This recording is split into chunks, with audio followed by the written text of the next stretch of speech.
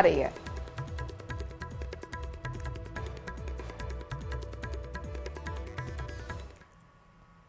Israel के हमलों से ईरान और भड़क गया है। इजरायल के ताबड़तोड़ हमलों के बीच ईरान ने इजरायल पर एक बार फिर एक साथ कई बैलिस्टिक और सुपरसोनिक मिसाइलें दागी। यह हमला इजरायल के रिहायशी इलाकों में किया गया है, जिसमें 14 लोगों की मौत और 200 से ज्यादा लोग घायल बताए जा रहे हैं।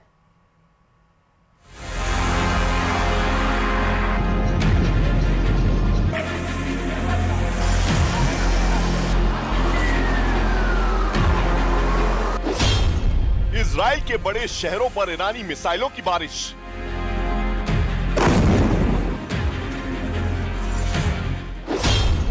ईरान ने इजराइल पर दागी हाइपरसोनिक मिसाइलें।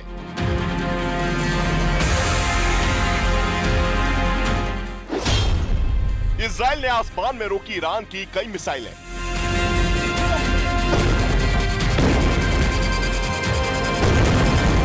मिसाइलों की ये बौछार इजराइल के उन शहरों पर हुई जिन पर नेतन्याहू को नाज था। ईरान की सेना ने ऑपरेशन ट्रू प्रॉमिस 3 के तहत इजराइल के प्रमुख शहरों पर मिसाइलों की बारिश कर दी। इस दौरान इजराइल पर हाइपरसोनिक मिसाइलों से प्रहार किए गए। ईरान ने यह हमला इजराइल के रिहायशी इलाकों में किया, जिनमें आम नागरिकों की मौतें हुई हैं और 200 से ज्यादा लोग घायल हुए हैं। ईरान की मिसाइलों के निशाने पर इजराइल की राजधानी यरूशलेम और उसके प्रमुख शहर तेल अवीव, हाइफा और आसपास के इलाके रहे। इन शहरों में ईरान ने बैलिस्टिक मिसाइलें दागी।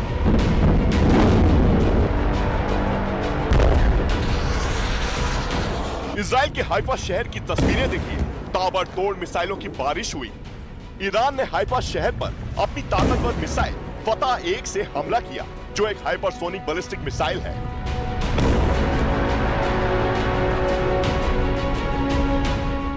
ईरान ने मिसाइलों की बौछार की तो इजराइल भी पूरी तरह से एक्टिव था। हाइफा के आसमान में कई ईरानी मिसाइलों को इंटरसेप्ट किया गया। सामने आई तस्वीरों में इजराइल के डिफेंस सिस्टम ने ईरान की कई बैलिस्टिक मिसाइलों को हवा में ही नेस्तनाबूद कर दिया। ईरान की मिसाइलें इजराइल के तेल अवीव शहर पर भी गरजी। तेल अवीव के कई इलाकों में धमाकों की गूंज सुनाई दी। रात के अंधेरे में मिसाइल इंटरसेप्शन की तस्वीर के सीन आसमान में साफ दिखे। इजराइल की फायर और रेस्क्यू सर्विस ने इन हमलों की पुष्टि की, बताया कि कई जगहों पर हमले हुए जिससे भारी नुकसान हुआ। इन हमलों की चपेट में तेल अवीव की एक 8 मंजिला इमारत आ गई। मौके पर अफरा तफरी मच गई और रेस्क्यू ऑपरेशन होने लगा। रिहायशी इलाकों में हुए इन हमले में कुछ लोगों की जान भी चली गई। इजराइल और ईरान की इस जंग में जॉर्डन पूरी तरह से इजराइल के साथ है और जॉर्डन के आसमान से होकर गुजरने वाली कई मिसाइलों को हवा में ही मार गिराया गया।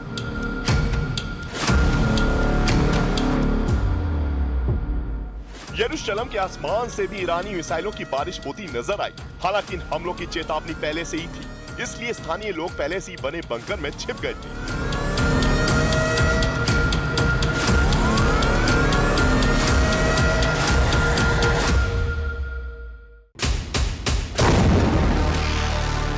ईरान की तरफ से मिसाइलों की बौछार से इजराइल के अलग अलग हिस्सों में भारी तबाही दिखी। इस हमले में सबसे अधिक प्रभावित इलाकों में तेल अवीव का गुलतान क्षेत्र और रमत गान शामिल रहे। ईरान के मिसाइल हमलों में कितनी तबाही हुई है, इन तस्वीरों के जरिए समझिए। इजराइल के बैट याम में हुए सिलसिलेवार धमाकों से कई इमारतें ध्वस्त हुई हैं, तो वहीं कई कारों का कब्रिस्तान बन गया। सड़क पर चारों तरफ मलबा दिखने लगा। इजराइल में ईरान के हमले रिहायशी इलाकों में हुए। उत्तरी इजराइल के तामरा शहर में एक मकान पर मिसाइल गिरने से 3 महिलाओं की मौत हो गई और कई लोग जख्मी हैं। ये हमला ईरान के मिसाइलों और ड्रोन से हुए हैं। ईरान के हमलों के बाद तेल अवीव समेत कुछ शहरों में भारी नुकसान हुआ है। बिल्डिंगें ध्वस्त हुई हैं, लोगों की जानें गई हैं, कई जगहों पर इमारतें जलने लगी और उनमें लोगों के फंसे होने की आशंका बनी रही। यही यरूशलेम और रमत गान में भी कई इमारतें क्षतिग्रस्त हुई हैं और नागरिकों को बचाव अभियान के तहत बाहर निकाला गया।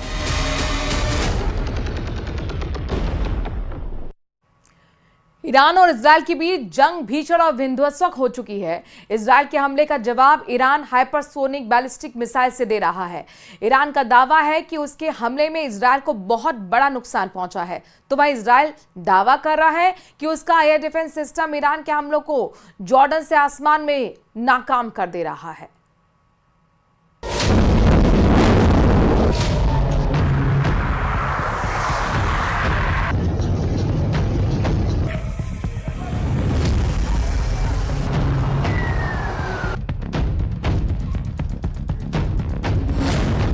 इजराइल और ईरान के बीच भीषण होती जंग।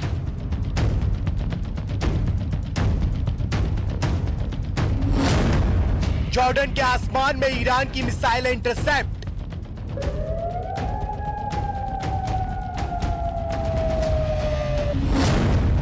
हवा में चकनाचूर हो रही खामेनेई की ताकत।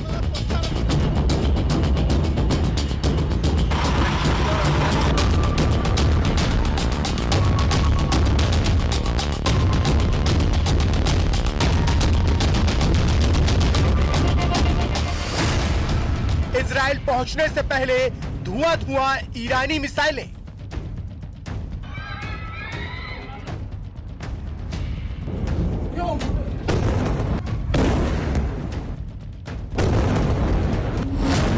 इजरायली डिफेंस सिस्टम के आगे ईरान का टूटा दम।